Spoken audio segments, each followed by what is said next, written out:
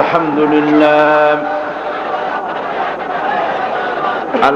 لله نحمده ونستعينه ونستغفره ونعوذ بالله من شرور أنفسنا ومن سيئات أعمالنا من يهد الله فلا مضل له ومن يضلل فلا هادي له ونشهد أن لا إله إلا الله وحده لا شريك له ونشهد أن سيدنا وحبيبنا ومولانا محمدا عبده ورسوله الذي أرسله بالحق بشيرا ونذيرا وداعيا إلى الله بإذنه وسراجا منيرا فقد قال الله تعالى في كلامه المجيد وفرقانه الحميد أعوذ بالله من الشيطان الرجيم بسم الله الرحمن الرحيم إن الله وملائكته يصلون على النبي يا أيها الذين آمنوا صلوا عليه وسلموا تسليما اللهم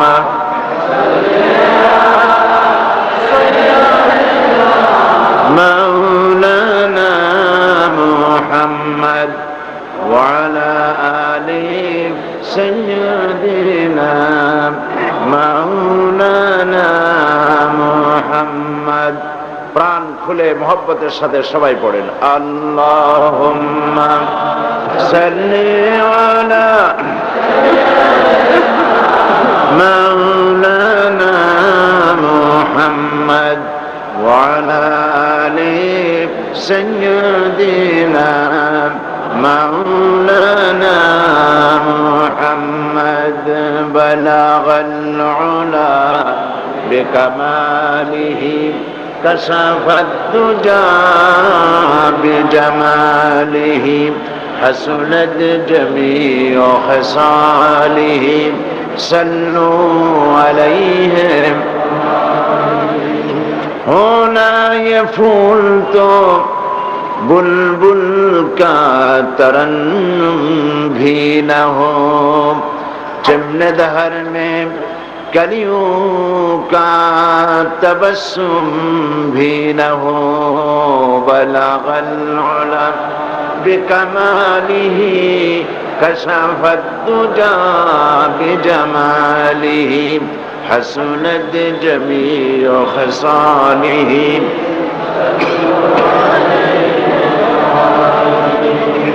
नसीमा जानबे बतहा गुजर कुन जहवालम मुहम्मद रा खबर कुन बलागल उला बिकमालिही कशफत दुजा बिजमालिही हसनत जमीउ खसालिही सल्लू अलैहि اللهم آمين ربنا ظلمنا أنفسنا وإن لم تغفر لنا وترحمنا لنكونن من الخاسرين رب العالمين ইসলামী সমাজ কল্যাণ পরিষদ চট্টগ্রাম কর্তৃক আয়োজিত 5 দিন ব্যাপী তাফসীরুল কোরআন মাহফিলের 23তম বার্ষিকীর আজকের এই প্রথম দিনে চট্টগ্রাম রজবালী ময়দানে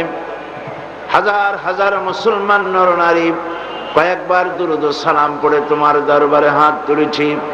মেহেরবানি করে দুরূদ ও সালাম টুকুন সোনার মদিনায় নবী পাকের রওজা মোবারকে পৌঁছে দাও।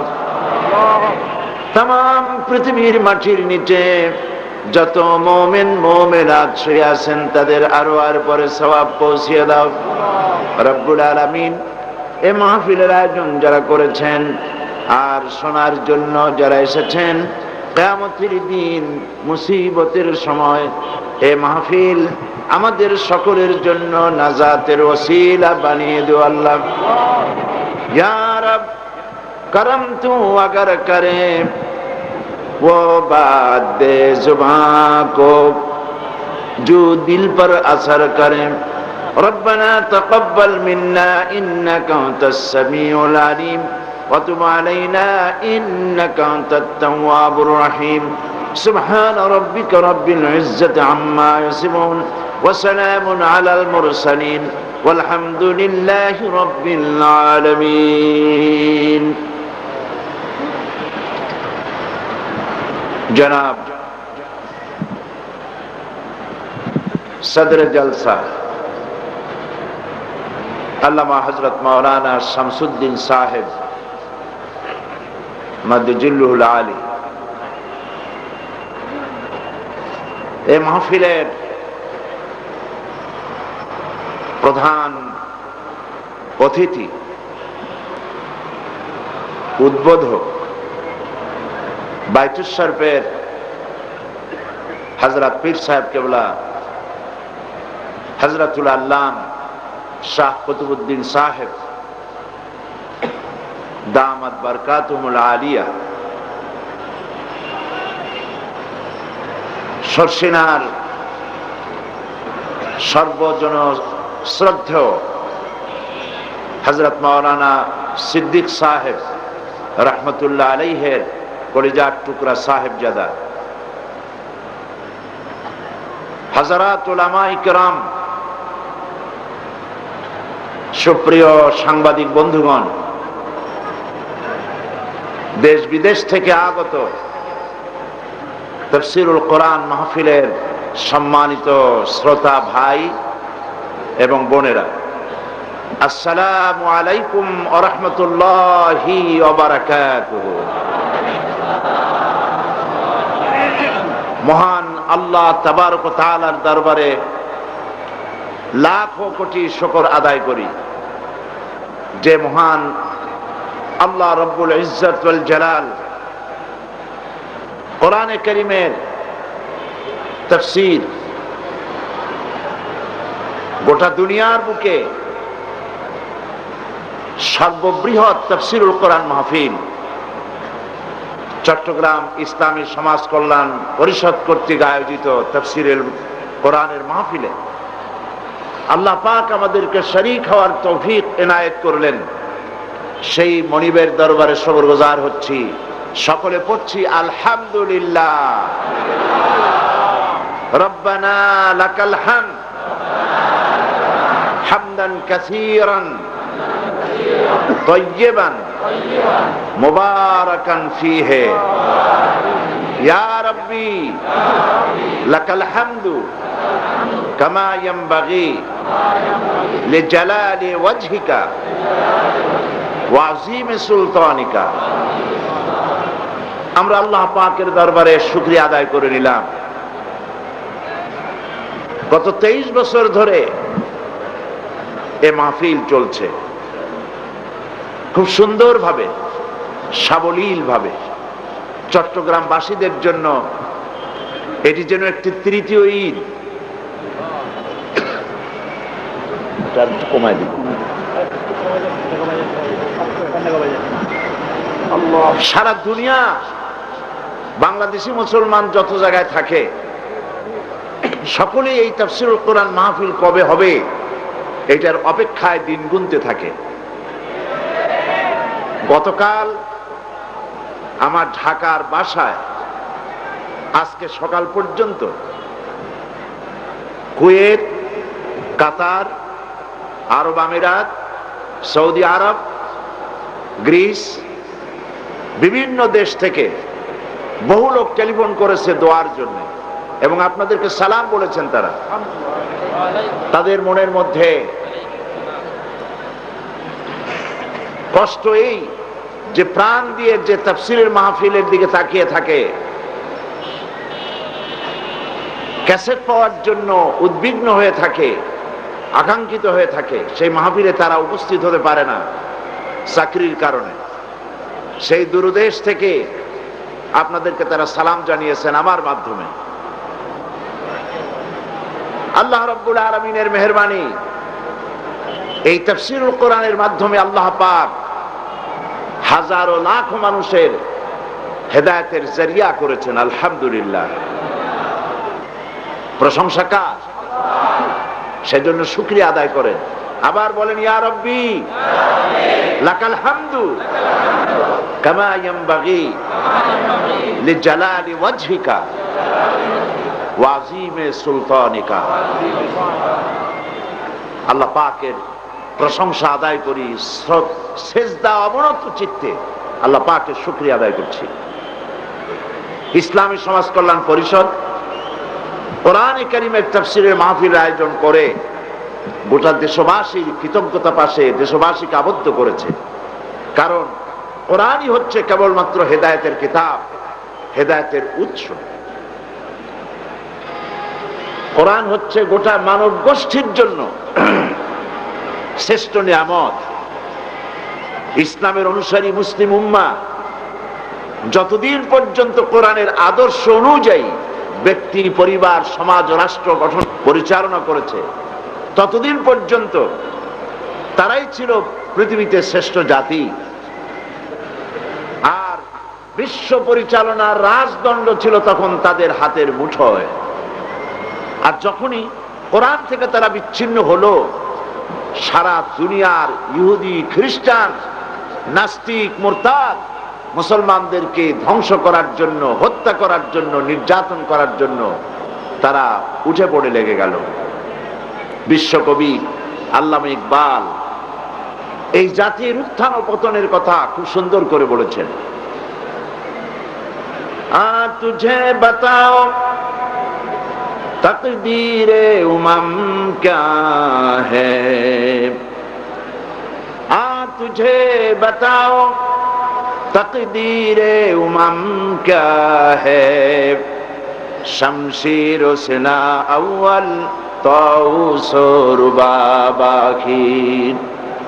এসো, এই জাতির রুজ এবং জাওয়াল, উন্নতি আর অবনতির ইতিহাস তোমাদের শোনাই। এই জাতির এক হাতে ছিল যখন কোরআন, আর এক হাতে ছিল শমশীর। গোটা পৃথিবী তাদের পায়ের উপরে চুমো খেয়েছে। আর যখন কোরআন ছেড়েছে, কোরআনের পরিবর্তে হাতে এসেছে তবলা, বেহালা, কোরআনের পরিবর্তে যখন এসেছে তাদের হাতে গিটার, সারেগামা, তখনই তাদের অধঃপতন হয়েছে। আজ পৃথিবীর মুসলমানরা ইতিহাসের এক কঠিন সময় অতিক্রম করছে, মারাত্মক কঠিন সময়। আমরা দেখতে পাচ্ছি সারা দুনিয়ার খ্রিস্টান, ইহুদি, মুশরিক তারা সবাই ঐক্যবদ্ধ হয়েছে। ঐক্যবদ্ধ হয়ে চেচনিয়া, বসনিয়া, সুদান, প্যালেস্টাইন, বিশ্বের প্রায় সর্বত্র মুসলমানদের নাম নিশানা মিটায় ফেলার জন্য তারা ঐক্যবদ্ধ হয়ে গিয়েছে।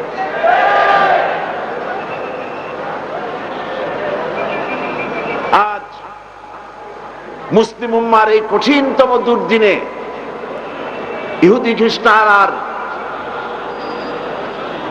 খ্রিস্টানদেরকে পরাজিত করে মুসলমানদেরকে যদি আবার মাথা উঁচু করে দাঁড়াতে হয়, তাহলে মুসলমানদেরকে আবার ঐক্যবদ্ধ হতে হবে, আর কোরআনের কাছেই তাদেরকে ফিরে আসতে হবে। একদিন এমন ছিল যখন মুসলমানেরা সংখ্যায় ছিল কম, খুবই কম ছিল, তাদের সম্পদ ছিল না। সামান্য একটা খেজুর দুইজনে ভাগ করে খেয়েছে, আধা গ্লাস পানি দুই তিনজনে ভাগ করে খেয়েছে। শুধুমাত্র ইমানের বলে বলিয়ান হয়ে অর্ধেকটা পৃথিবী তারা পদানত করেছিলেন। কোরআনের শাসন প্রতিষ্ঠিত হয়েছিল। আর আজ সেই মুসলমানদের সংখ্যা পৃথিবীতে 150 কোটি মুসলমান এখন পৃথিবীতে বাস করছে। এই 150 কোটি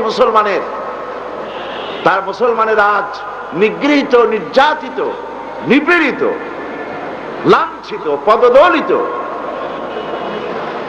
কারণ কি? তাহলে কি আমরা এই কথা বুঝবো যে কোরআন যাদের কাছে আছে তারা পৃথিবীতে সব থেকে বেশি লাঞ্ছিত হবে, মার খেয়ে বেড়াবে? না। আল্লাহ রাব্বুল আলামিন কোরআনে কারীমের ভিতরে বলেছেন, তাহা মা আনজালনা আলাইকাল কুরআনা লিতাশকা। নবী হে, এই কোরআন আপনার প্রতি এই জন্য অবতীর্ণ করি নাই যে কোরআন আপনাকে হতভাগ্য বানিয়ে দেবে, ভাগ্যাহত করবে, ভাগ্য বিপর্যস্ত করবে, এই জন্য কোরআন নাজিল করি নাই। কোরআন আপনার প্রতি অবতীর্ণ করেছি এই কারণে কোরআন থাকবে যেই জাতির কাছে, কোরআন এর ধারক বাহক যারা হবে তারা পৃথিবীতে সম্মানিত হবে, তারাই মর্যাদা সম্পন্ন হবে। ভাগ্যাহত হবে অথবা ভাগ্য বিপর্যস্ত হবে, এই জন্য কোরআন নাজিল করি নাই। কোরআনে কারীম আল্লাহ পাক নাজিল করেছেন দুনিয়ার মানুষের হেদায়েতের জন্য। এটা হচ্ছে আল্লাহ পাকের পক্ষ থেকে আখেরি হেদায়েত, কালামে রব্বানি। আল্লাহর কাছে থেকে বিশ্ববাসীর জন্য আর কোনো কিতাব আসবে না, এটাই সর্বশেষ কিতাব। এই কিতাব দিয়ে মানব জাতির হেদায়েতের জন্য আল্লাহ পাক এটাকে অবতীর্ণ করেছেন। আল্লাহ পাক বলেছেন, হুদাল লিন্নাস, হাযা বায়ানুল লিন্নাস। এই কোরআন বিশ্ববাসীর জন্য হেদায়েতের কিতাব, আখেরি কিতাব।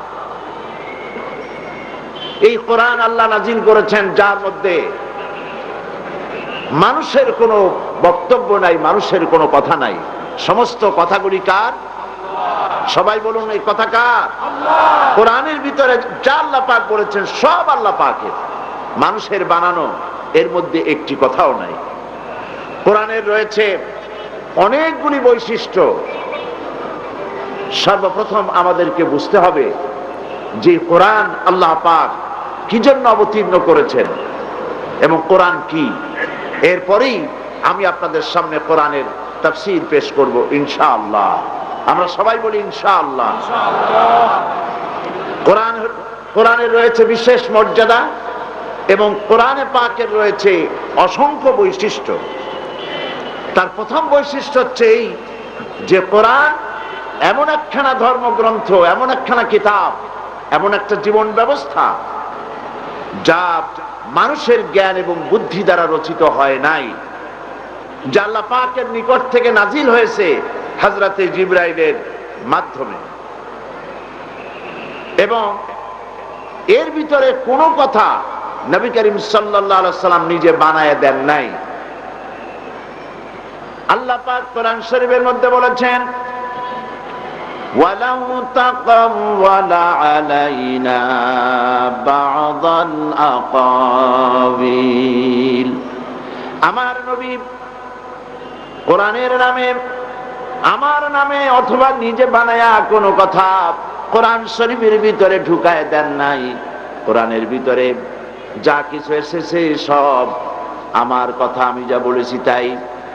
নবী যদি নিজের থেকে বানায়া কোরআনের নামে, আমি আল্লাহর নামে কোনো কথা যদি কোরআন শরীফের ভিতরে ঢুকায় দিতেন, আল্লাহ পাক বলেন আমি আমার নবীর ডান হাত চেপে ধরতাম আর তার কণ্ঠ নালীকে আমি আল্লাহ কেটে ফেলে দিতাম। এর একটি কথাও নবীজির নিজের বানানো নয়। আপনারা জানেন কোরআন শরীফের বিশুদ্ধতা সম্পর্কে আল্লাহ পাক কিভাবে গ্যারান্টি দিচ্ছেন। কোরআন শরীফ সূরা ফাতিহা থেকে শুরু করে সূরা নাস পর্যন্ত 114টি সূরার মধ্যে আছে। প্রত্যেকটি সূরার শিরোনামে আছে বিসমিল্লাহির রহমানির রহিম। একটা সূরাতে বিসমিল্লাহ নাই। কোন সূরা সেটা? সূরা তাওবা। কেন নাই? যেহেতু এই সূরা নাজিলের সময় আল্লাহ পাক এটাকে বলেন নাই। হযরতে জিবরাইল যখন নাজিল করেছেন তখনও হযরত জিবরাইল এটা পড়েন নাই। নবী করিম সাল্লাল্লাহু আলাইহি ওয়াসাল্লাম যখন লিখতে বলেছেন তখন বিসমিল্লাহ এখানে বলেন নাই। অর্থাৎ কোরআন শরীফের প্রত্যেকটি শব্দ অত্যন্ত নির্ভরতার সাথে, নিশ্চয়তার সাথে আল্লাহ পাকের কাছ থেকে এসেছে। এর মধ্যে কোনো পরিবর্তনের কোনো সুযোগ নাই। প্যারিসের একজন সাংবাদিক, ফ্রান্সের একজন দার্শনিক যার নাম হলো মরিস বুকাইলি, তিনি বেদ, বাইবেল, বিভিন্ন ধর্মগ্রন্থ অধ্যয়ন করেছিলেন।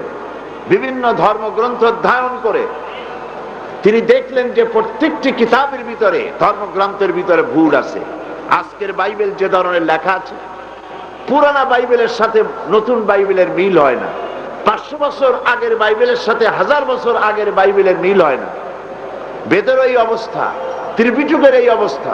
তার ধারণা হলো কোরআন শরীফ যেটা আল্লাহ পাকের পক্ষ থেকে নাজিল হয়েছে বলে বলা হচ্ছে, এর ভিতরে বোধহয় কোনো ভুল আছে। কোরআনের ভুল ধরার জন্য তিনি আরবি ভাষা শিখলেন, কোরআনের ভুল কোথায় আছে তা দেখবার জন্য। তারপরে আরবি শিখে তিনি কোরআন শরীফ পড়তে লাগলেন। এখন বোঝেন না যে ভুল কোথায় আছে, কিভাবে ধরবেন। পরে তার মাথায় আসলো যে কোরআনের ভুল ধরার জন্য একখানা পুরাতন কোরআন শরীফ প্রয়োজন। সেই পুরানা কোরআন শরীফ কোথায় পাওয়া যাবে? খুঁজতে খুঁজতে তার কাছে খবর এলো রাশিয়ার তাশখান মিউজিয়ামে একজন কোরআন শরীফ আছে। সেই কোরআন হাতের লেখা, কোরআনখানা লেখা হয়েছে হযরত ওসমান রাদিয়াল্লাহু তাআলা আনহুর জামানায়। তিনি চিন্তা করলেন এটাই সব থেকে জেনুইন, সব থেকে বিশুদ্ধ। তিনি তাশখান্তে চলে গেলেন এবং কোরআন শরীফ, সেই পুরানা কোরআন শরীফের সাথে নতুন কোরআন শরীফ মিলায় পড়লেন। দীর্ঘদিন বসে কোরআন শরীফ মিলায় পড়ে তারপরে তিনি সাংবাদিকদেরকে ডেকে বললেন, তিনি বললেন সমস্ত ধর্মগ্রন্থের মতো কোরআনের ভিতরে ভুল আছে। এই চিন্তা করে আমি আরবি শিখেছিলাম। আরবি শিখে কোরআন পড়ে আমার কোরআনের ভিতরে ভুল ধরতে পারলাম না।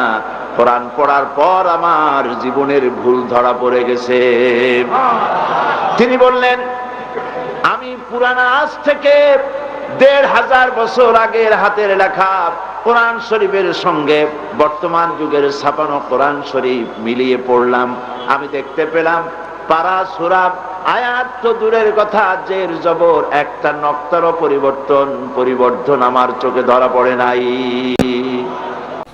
হেফাজতের দায়িত্ব নিয়েছেন আল্লাহ পাক, তাই পৃথিবীর সব ধর্মগ্রন্থ রদবদল হয়েছে, পরিবর্তন হয়েছে। কোরআন শরীফের ভিতরে কোনো পরিবর্তন আজ পর্যন্ত হয় নাই, ভবিষ্যতে হওয়ার সম্ভাবনা আছে নাকি? এ কোরআনের ভিতরে পরিবর্তন হলো না কেন? এর কারণ হলো আল্লাহ রাব্বুল আলামিন বলেছেন ইন্না নাহনু নাযালনা যিকরা ওয়া ইন্না লাহু লাহাফিজুন। কোরআন নাজিল করেছি আমি আল্লাহ, আর এর সংরক্ষণের সবটুকুন দায়িত্ব আমি আল্লাহ নিজ হাতে গ্রহণ করেছি। কোরআন হেফাজতের দায়িত্ব আল্লাহ নিয়েছেন এমন ভাবে, এই কোরআনের উপর থেকে, ডান থেকে, বাম থেকে, নিচের থেকে শয়তানের প্রবেশের কোনো অধিকার নাই। সুবহানাল্লাহ। এর মধ্যে শয়তান প্রবেশ করতে পারবে না, কোনো ভুল এর মধ্যে ঢুকতে পারবে না। আল্লাহ নিজে হেফাজত করেছেন। পৃথিবীর কোন ধর্মগ্রন্থ, কোন বিশাল বই কেউ মুখস্থ করেছে অথবা মাতৃভাষা নয় এমন বই কেউ মুখস্থ করেছে, এর কোনো প্রমাণ নাই। অথচ কোরআন শরীফ, আমরা বাংলা ভাষায় কথা বলি, বাংলা আমাদের মাতৃভাষা, আরবি তো আমাদের মাতৃভাষা নয়, ঠিক কিনা বলেন? আমার মুসলমানেরা, বাংলাদেশের মুসলমানেরা কোরআন শরীফ মুখস্থ করেছে, পারে নাই মুখস্থ করতে? মুখস্থ করেছে। পাকিস্তান, এখানে উর্দুতে কথা বলা হয়, তার মাতৃভাষা উর্দু, অথচ কোরআন মুখস্থ করেছে। ইউরোপ, আমেরিকায় যারা ইংলিশে কথা বলে, মাতৃভাষা আরবি নয়, কোরআন মুখস্থ করেছে। আপনি যদি খুঁজে বেড়ান তাহলে দেখতে পাবেন পৃথিবীতে নিজের ধর্মগ্রন্থ মুখস্থ করেছে এমন একজন লোক হিন্দু ধর্মের ভিতরে, শত কোটি হিন্দুর ভিতরে একটা বাইবেলের একজন হাফেজ পাওয়া যাবে না। শত শত কোটি খ্রিস্টানদের ভেতরে কোরআন শরীফ মুখস্থ, কি বলে, বাইবেল মুখস্থ করেছে, এমন একজন বাইবেলের হাফেজ পাওয়া যাবে না। কিন্তু কোরআন শরীফের হাফেজ পাওয়া যাবে অল্প নাকি? কোরআন শরীফ মুখস্থ যারা করেছে, কোরআন যারা হেফজ করেছে, মুখস্থ করেছে, তাদের সংখ্যা পৃথিবীতে বর্তমানে 5 কোটি ছাড়ায় গেছে। 5 কোটির উপরে মুসলমানেরা কোরআনকে বুকের মধ্যে, সিনার মধ্যে আবদ্ধ করেছে। কোরআন তারা হেফজ করেছে, মুখস্থ করেছে, আল্লাহ পাক করেছে। সুতরাং কোরআন নাজিল হয়েছে শুধু তেলাওয়াতের জন্য নয়, শুধু মুখস্থ করার জন্য নয়। কোরআন এসেছে বোঝার জন্য এবং আমল করার জন্য। কোরআন শরীফ আল্লাহ রাব্বুল আলামিন বিরাট নিয়ামত মুসলমানদেরকে, বিশ্ববাসীকে দান করেছেন। এই কোরআন সম্পর্কে নবীজি বলেছেন, আমি যখন এই কোরআনকে জিনদের সামনে যখন তেলাওয়াত করেছি, জিনরা এই কথা না বলে পারে নাই, ইন্না সামি'না কুরআনান আজাবা, নিশ্চয় আমরা এক আশ্চর্য ধরনের কোরআন শুনেছি, আশ্চর্য ধরনের কোরআন শুনেছি। ইয়াহদি ইলার রুশদ, কোরআন যে শোনে, কোরআন তাকে হেদায়েতের রাস্তা দেখায়। আমরা যখন কোরআন শরীফ শুনলাম, জিনরা বলে, আমরা যখন কোরআন শুনলাম তখন নবীজি বলেছেন, আমার মুখে যখন তারা কোরআনের তেলাওয়াত শুনলো, তারা সবাই ঈমান আনলো। জিনরা পড়লো লা ইলাহা ইল্লাল্লাহু মুহাম্মাদুর রাসূলুল্লাহ। জোরে পড়েন লা ইলাহা।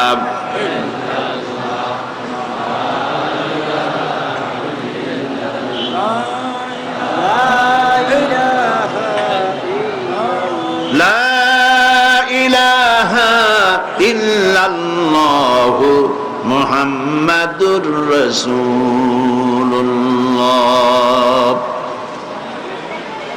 কোরআন শরীফ আল্লাহ পাক পৃথিবীর মানুষের কাছে অবতীর্ণ করেছেন হেদায়েতের জন্য।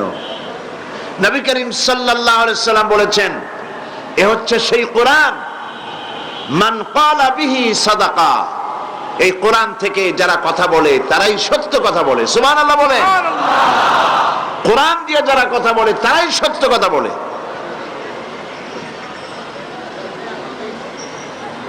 দেশে বিদেশে কত নেতা আছে, নেতৃবৃন্দ আছে, যারা কথা বলেন, কথার রেফারেন্সে কোনো কোরআন নাই, হাদিস নাই, সেই সব কথা লোকেরা বিশ্বাস করে। কোরআনের কথা মানুষ বিশ্বাস করতে চায় না, যারা বোঝে না তারা। অথচ আল্লাহ পাকের নবী বলছেন, যারা কোরআন দিয়ে কথা বলে তারাই সত্য বলে, কারণ ওয়ামান আসদাকু মিনাল্লাহি কিলা, আল্লাহ পাক বলছেন, আমার চাইতে সত্যবাদী, আল্লাহর চাইতে সত্যবাদী আর কেউ হতে পারে। আল্লাহর নবী বলেন, ওয়ামান আমিলা বিহি উজরা, এই কোরআন যারা পড়বে, বুঝবে আর যারা আমল করবে, দুনিয়ায় শান্তি পাবে, আখিরাতেও তারা শান্তি পাবে। দুনিয়ার শান্তিটা কি হবে? আল্লাহ পাক বলেন, ফামান তাবিআ হুদায়া ফালা খাউফুন আলাইহিম ওয়ালা হুম ইয়াহজানুন। এ হচ্ছে হেদায়েতের কিতাব। ফামান তাবিআ হুদায়া, যারাই হেদায়েতকে অনুসরণ করে চলবে, ফালা খাউফুন আলাইহিম, ওদের জন্য কোনো ভয় নাই, ওয়ালা হুম ইয়াহজানুন, ওদের জন্য কোনো চিন্তাও নাই। সুবহানাল্লাহ বলবেন না? আলহামদুলিল্লাহ বলবেন না? আল্লাহ পাক বলছেন, কোরআনকে অনুসরণ করো, কোরআনকে মেনে চলো। কোথায়? মাদ্রাসার মধ্যে বলেন, মসজিদের ভিতরে। কোরআন কোথায়? সর্বত্র।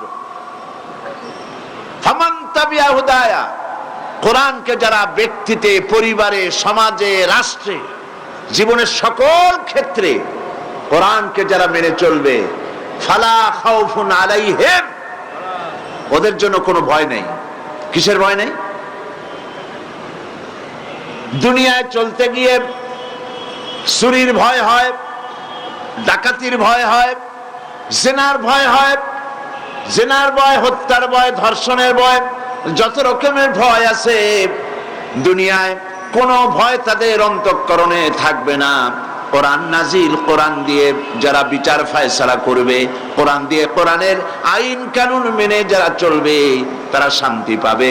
পৃথিবীতে তাদের কোনো ভয় থাকবে না।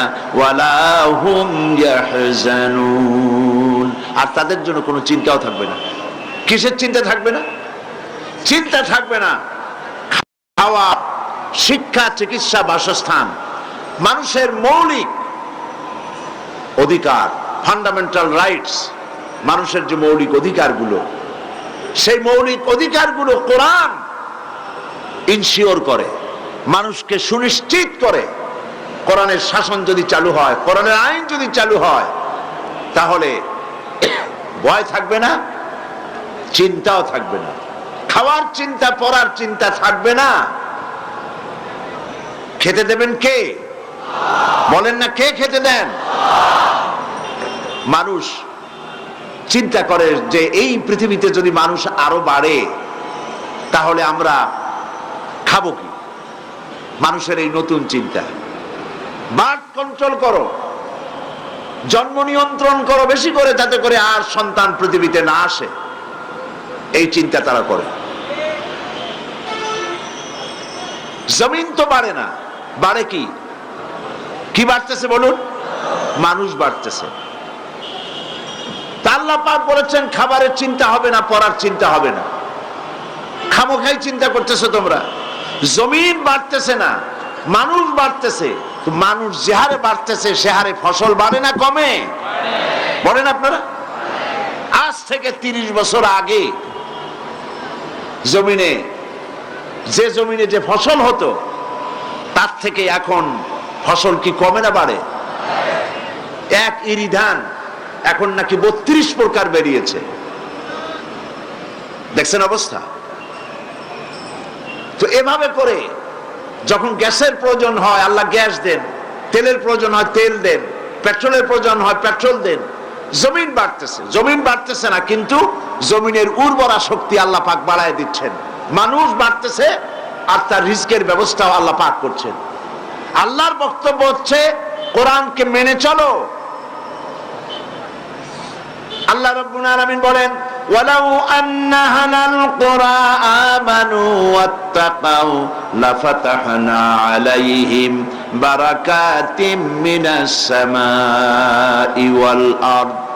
আল্লাহ পাক বলছেন, দেশের লোকেরা, জনপদের লোকেরা যদি দুইটা কাজ করে, আমার উপরে যদি ঈমান আনে আর আমাকে ভয় করার নীতি যদি অবলম্বন করে চলে, তাহলে সেই দেশের মানুষের জন্য আকাশ আর জমিনের বরকতের সব দরজা আমি আল্লাহ খুলে দেব। রিজকের মালিক হচ্ছেন আল্লাহ পাক। তিনি চান কোরআনের অনুশাসন মেনে চলো, কোরআনের আইন মেনে চলো। কোরআন শুধু তেলাওয়াতের জন্য আসে নাই, শুধু মাথায় রাখার জন্য আসে নাই, শুধু বুকে লাগাবার জন্য আসে নাই। মাথায়ও লাগাও, বুকেও লাগাও, চুমাও খাও, তেলাওয়াতও করো, মুখস্থও করো, সেই সাথে কোরআন বোঝো আর কোরআন দিয়ে সমাজকে পরিচালনা করো। কোরআন যারা মানে, আমরাও কোরআন মানি, মানায় মানেও ব্যাস কম আছে।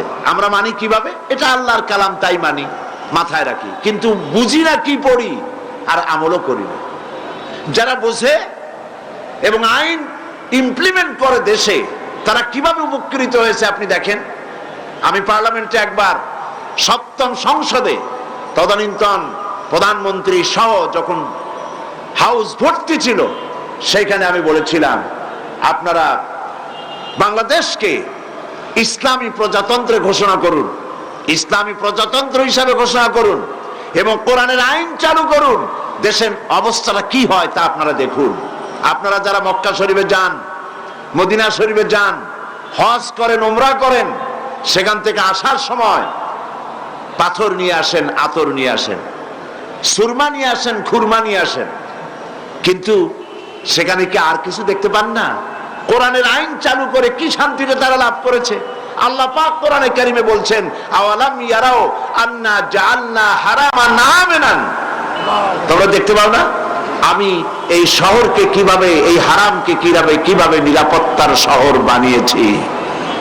যখন পৃথিবীর চতুর্দিকে চুরি, ডাকাতি, হত্যা, ধর্ষণ সমানে চলে, তখন মক্কা মদিনার দিকে তাকায় দেখো নিরাপত্তা কাহাকে বলে।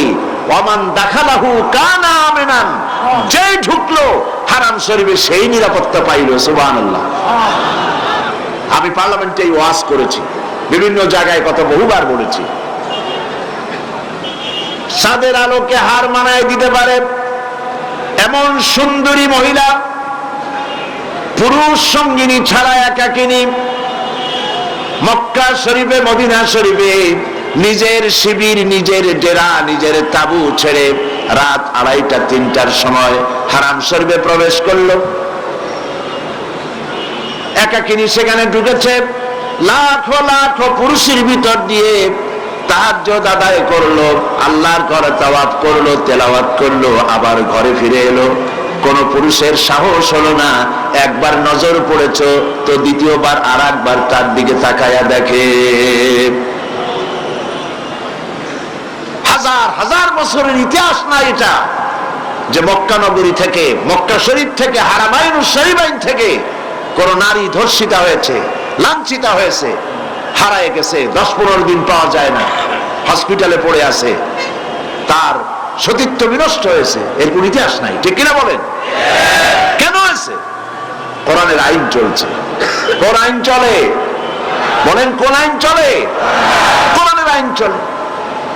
এই জন্য আল্লাহর নবী বলেন, ওয়ামান আমিলা বিহি উজরা, কোরআন যে পড়বে আর কোরআন অনুযায়ী আমল করে চলবে, দুনিয়ায় পুরস্কার পাবে, সুখ পাবে, শান্তি পাবে, সমৃদ্ধি পাবে।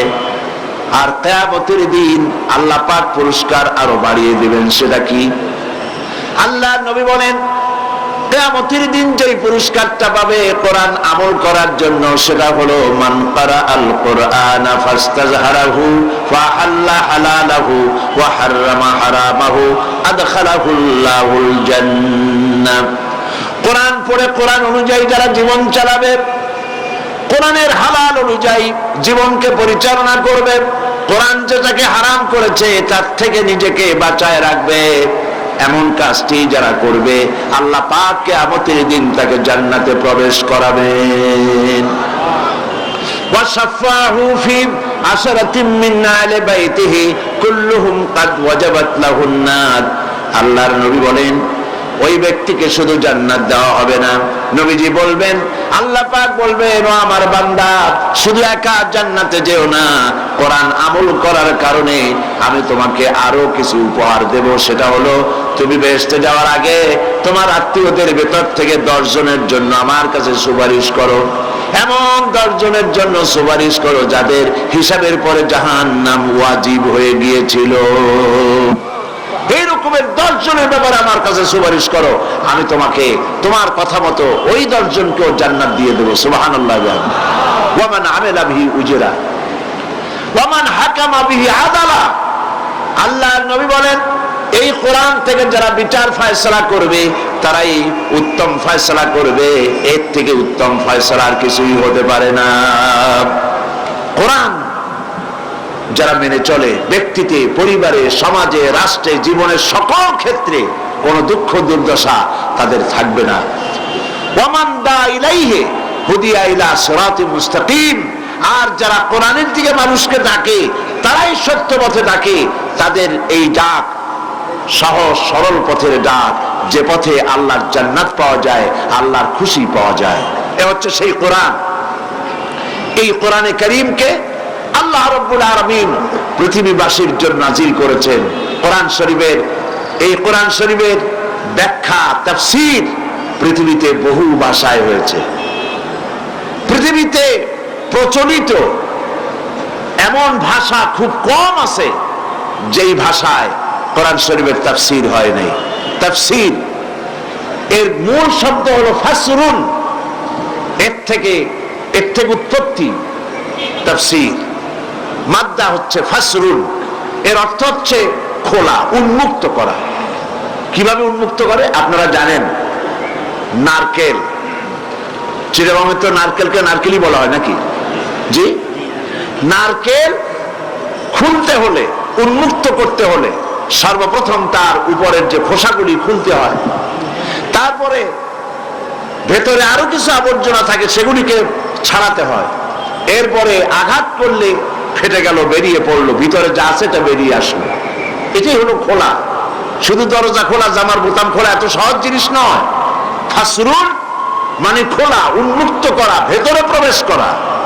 তাফসীর, কোরআনে কারীমের তাফসীর, কোরআনের আভ্যন্তরীণ বিষয়বস্তুকে বোঝা এবং বোঝানো খুবই গুরুত্বপূর্ণ ব্যাপার। কোরআনের তাফসীর, পৃথিবীর এমন কোন ভাষা কম আছে যাতে তাফসীর লেখা হয় নাই, কিন্তু আজ পর্যন্ত কেউ কথা বলতে পারবে না যে কোরআনের তাফসীর আমি যা লিখছি আর আমি যা করেছি এর থেকে উন্নত মানের তাফসীর পৃথিবীতে আর হয় নাই। এ কথা বলতে পারবে কেউ? আল্লাহ রাব্বুল আলামিন বলেন, কুল লাউ কানাল বাহরু মিদাদান লিকালিমাতি রাব্বি লানাফিদাল বাহরু ক্বাবলা আন তানফাদা কালিমাতু রাব্বি ওয়ালাউ জি'না বিমিসলিহি মাদাদা। আল্লাহ পাক বলেন, নবী আপনি বলুন, আমার রবের কালেমার ব্যাখ্যা যদি লেখা শুরু হয়ে যায়, তাম সমুদ্রের পানিগুলি যদি কালি হয়ে যায়, আর তাই দিয়ে যদি আমার রবের কালেমার ব্যাখ্যা লেখা যদি শুরু হয়, লেখা শেষ হবে না, তার আগে পানিগুলি শেষ হয়ে যাবে। অন্য আয়াতে আল্লাহ পাক বলেন, তাম পৃথিবীর সমস্ত গাছগুলি যদি কলম হয়, আর তাই দিয়া যদি আমার কোরআনের ব্যাখ্যা লেখা যদি শুরু হয়ে যায়, লিখতে লিখতে সমস্ত পানিগুলি শেষ হয়ে যাবে, তবুও আল্লাহ পাকের কালেমার ব্যাখ্যা লেখা শেষ হবে না। কোরআন চিরন্তন, বিশ্ববাসীর জন্য সর্বশ্রেষ্ঠ হেদায়েত আল্লাহ পাক দান করেছে। লা তুহসা আজাইবুহু ওয়ালা তুবলা গারাইবুহু। আল্লাহ পাকের নবী বলেছেন, এর আশ্চর্যকারিতা, বিস্ময়কারিতার কোনো শেষ নাই। কোরআনে কারীমের বিস্ময়কারিতার শেষ নাই। এটা কোনোদিন পুরান হবে না, কোনোদিন পুরাতন হবে না। সুবহানাল্লাহি ওয়া বিহামদিহি। ফিহি মাসাবিহুল হুদা ওয়া মানারিল হিকমা। কোরআন শরীফ হচ্ছে হেদায়েতের মশাল আর বিজ্ঞানের সুউচ্চ মিনার। কোরআন শরীফ বিজ্ঞানের সাথে সাংঘর্ষিক নয়। পৃথিবীতে যত বিজ্ঞান আবিষ্কৃত হয়েছে, সমস্ত বিজ্ঞানের উৎস হচ্ছে কোরআন শরীফ। সুবহানাল্লাহ। বিজ্ঞানের উৎসই হচ্ছে কোরআন, হেদায়েতের সুউচ্চ মশাল। এই কোরআন নবীজি যখন তেলাওয়াত করেছেন, কাফের বেঈমানেরা নবীজির মুখে যখন কোরআনে কারীম শুনেছে, তখন তারা একথা না বলে পারে নাই, তখন তাদের চোখ থেকে পানি পড়েছে, আর নিজেদের অজান্তে তাদের মুখ থেকে বেরিয়েছে লা ইলাহা ইল্লাল্লাহু মুহাম্মাদুর রাসূলুল্লাহ। সবাই পড়েন লা ইলাহা ইল্লাল্লাহ, লা ইলাহা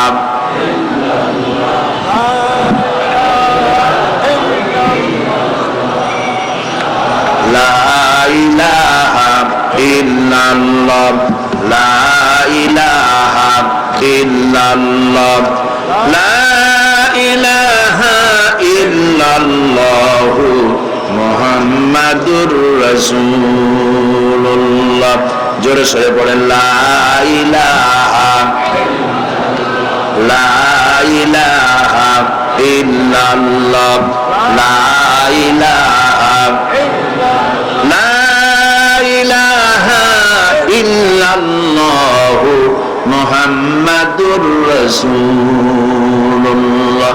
প্রিয় ভাই সব, কোরআনে কারীম সম্পর্কে কিছু কথা আমি আপনাদের সামনে পেশ করলাম, যে কোরআন শুধু তেলাওয়াতের জন্য নয়, শুধু মাথায় রাখা, বুকে লাগানো, চুমো খাওয়ার জন্য নয়। কোরআন এসেছে তাম পৃথিবীর সমস্ত মানুষের হেদায়েত দেওয়ার জন্য। যতদিন পর্যন্ত কোরআনের সাথে মানুষেরা ছিল ততদিন তাদের উন্নতি হয়েছে। আর যেদিন থেকে কোরআন থেকে মানুষ ডিটাচ হয়েছে তখনই মুসলমানদের কপাল পুড়েছে। এটা ঠিক কিনা বলে? আজকে কোরআন থেকে, কোরআনে কারীম থেকে আমি আপনাদের সামনে যেখান থেকে আলোচনা করতে চাই সেটা হলো সূরা আল বাকারা 2 পারা থেকে আলোচনা করতে চাই। এমন একটি জায়গা থেকে যেটি আমি আশা করব, আমি চেষ্টা করব এর মাধ্যমে আপনাদের সামনে কথাগুলি তুলে ধরতে। আমাদের বিপর্যয়ের কারণ কি, আর কি হলে পরে আমরা আমাদের ভাগ্যকে সুপ্রসন্ন করতে পারবো, কি হলে পরে আমাদের কিসমত খুলবে। পৃথিবীতে 150 কোটি মুসলমান, 150 কোটি মুসলমান পৃথিবীতে বাস করে, অথচ আমরা মার খেয়ে খেয়ে শেষ হয়ে গেলাম। আমরা যদি আবার কোরআনের কাছে ফিরে আসতে পারি, কোরআন যদি বুঝতে পারি, কোরআন যা দাবি করে আমাদের প্রতি সেটা যদি মানতে পারি, তাহলে তো এই দুরবস্থা হওয়ার কথা না। আল্লাহ পাক সূরা ইব্রাহিমের ভিতরে বলেছেন, আলিফ লাম রা কিতাবুন আনজালনাহু ইলাইকা লিতুখরিজান নাসা মিনাজ যুলুমাতি ইলান নূর। আলিফ লাম রা কিতাবুন আনজালনাহু ইলাইকা। কোরআন একখানা কিতাব, এই কিতাব আমি আপনার প্রতি অবতীর্ণ করেছি। কি জন্য? লিতুখরিজান নাসা মিনাজ যুলুমাতি ইলান নূর, যাতে করে মানব মণ্ডলীকে আপনি অন্ধকার থেকে বের করে আলোর দিকে নিয়ে আসতে পারেন, এই জন্য নাজিল করেছি। আমরা আজ অন্ধকারে পড়েছি। অন্ধকার হলো মানুষের তৈরি করা মতবাদ। আমরা তো ছিলাম মুসলমান, আমাদের কাজ হলো আল্লাহ এবং রসুলকে অনুসরণ করা। আল্লাহ রসুলকে অনুসরণ বাদ দিয়ে মানুষের তৈরি করা মতবাদকে গ্রহণ করে আমরা আমাদের জীবনকে পরিচালিত করতেছি। এদের সংখ্যাই বেশি, ঠিক কিনা বলেন? ঠিক কিনা? এখন ইসলাম কি চায়, আল্লাহ আমার কাছে কি দাবি করেন? আমরা তো মুমিন, আমরা কি বলুন? আমার সামনে যারা জবাব দিলেন তারা কয়েকজন মুমিন, আর বাকিরা? আমি তো প্রশ্ন করেছি, আমাদের পরিচয় কি? মুমিন। এই মুমিনদের ব্যাপারে আল্লাহ কি বলতে চান শুনেন। সূরা বাকারা, যেখান থেকে আমি আলোচনা করতে চাই, আল্লাহ রাব্বুল আলামিন বলেন, সবাই পড়েন আমার সাথে, আউযু বিল্লাহি মিনাশ শাইতানির রাজীম, বিসমিল্লাহির রাহমানির রহিম। বিতাড়িত মরদুদ শয়তানের ওয়াসওয়াসা থেকে আল্লাহর কাছে পানাহ চাই। পরম করুণাময় আল্লাহর নামে শুরু করছি। আল্লাহ পাক যেন আমাদেরকে আলোচনায় বরকত দান করেন, বলি আমিন। আমরা যা শুনি তা যেন আমল করতে পারি, বলি আমিন। গোটা মুসলিম উম্মাহকে আল্লাহর কথা বোঝার তৌফিক দান করুন। আল্লাহ পাক বলছেন, ইয়া আইয়ুহাল্লাযীনা আমানু দুখুলু ফিস-সিলমি কাফা ওয়ালা তাত্তাবিউ খুতুওয়াতিশ শাইতান ইন্নাহু লাকুম আদুউম মুবিন। فإن زللتم من بعد ما جاءتكم البينات فاعلموا أن الله عزيز حكيم। সূরা আল বাকারা 208 নম্বর আয়াত। আল্লাহ পাক বলছেন, হে ঈমানদারেরা, তোমরা যারা ঈমান এনেছো শোনো। ঈমানদারদেরকে আল্লাহ ডাকছেন। আল্লাহ পাক তার খেতাব কোন সময় হয় ইয়া আইয়ুহান নাস, হে মানব মণ্ডলী, ইয়া আইয়ুহাল কাফিরুন, হে কাফেরেরা। আল্লাহ পাক এইভাবে বিভিন্ন সময় বিভিন্ন খেতাব করেন, কোরআন শরীফে করেছেন। এই আয়াতের মুখাতিব, এই আয়াতে আল্লাহ পাক সম্বোধন করছেন কাদেরকে বলুন? মুমিনদেরকে। তোমরা যারা ঈমান এনেছো, তোমরা যারা পড়েছো লা ইলাহা ইল্লাল্লাহু মুহাম্মাদুর রাসূলুল্লাহ, তোমরা যারা এই কালেমা পড়েছো, ঈমানের দাবি করেছো, শোনো। উদখুলু ফিস সিলমি কাফা, সিলমের ভিতরে পরিপূর্ণভাবে পূর্ণাঙ্গ রূপে সিলমের মধ্যে দাখিল হয়ে যাও, ইসলামের মধ্যে পরিপূর্ণ রূপে প্রবেশ করো। ওয়ালা তাত্তাবিউ খুতুওয়াতিশ শাইতান ইন্নাহু লাকুম আদুউম মুবিন, আর শয়তানের পদাঙ্ক অনুসরণ করো না, নিশ্চয়ই মনে রেখে দিও শয়তান তোমাদের প্রকাশ্য দুশমন। আসুন আজকে এতটুকু আলোচনা করি, তারপরে সামনের দিকে চলবো ইনশাআল্লাহ। বলি ইনশাআল্লাহ। আল্লাহ পাক বলছেন সিলমের মধ্যে দাখিল হও। সিলমুন ইসলামের মূল উৎপত্তি শব্দ, মাদ্দা, অরিজিন, সেটা হলো সিলমুন। সিলমুন শব্দের অর্থ হচ্ছে আপোষ রফা করা। আপোষ রফা করো, সিলমের মধ্যে দাখিল হও, অর্থাৎ সারেন্ডার হও, আত্মসমর্পণ করো। মুমিনদেরকে বলা হচ্ছে আত্মসমর্পণ কার কাছে? ইসলামকে বলা হয় শান্তির ধর্ম, বলা হয় কিনা? প্রায় লোকেরা বলে ইসলাম হলো শান্তির ধর্ম, কিন্তু শান্তির ধর্ম এটা একটা আপেক্ষিক কথা। ইসলাম শান্তির ধর্ম ঠিক, কিন্তু শর্ত সাপেক্ষ। সিলমের মধ্যে যারা আত্মসমর্পণকারী, ইসলাম তাদের জন্য শান্তির ধর্ম। কথা বুঝতে পেরেছেন? এই জন্য সিলমের মধ্যে দাখিল হও, আত্মসমর্পণ করো। এই আত্মসমর্পণের কথা দেখুন আল্লাহ পাক শিখাচ্ছেন। দেখো আত্মসমর্পণ কাকে বলে, কোরআনের এক আয়াতের ব্যাখ্যা আর এক আয়াত। এই জন্য কোরআন শরীফের উত্তম তাফসীর হচ্ছে কোরআন দিয়ে কোরআনের তাফসীর করা। আমরা সেই চেষ্টাই করি, কোরআন দিয়ে কোরআনের তাফসীর।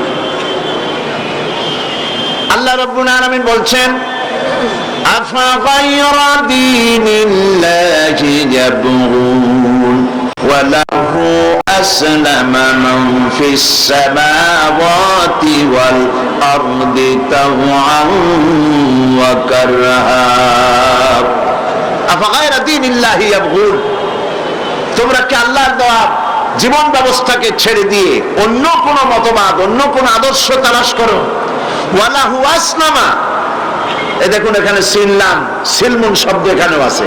ওয়ালাহু আসলামা মান ফিস সামাওয়াতি ওয়াল আরদ, অথচ আকাশে যা আছে, জমিনে যা আছে, আসলামা সবাই আত্মসমর্পণ করেছে। কার কাছে বলুন তো?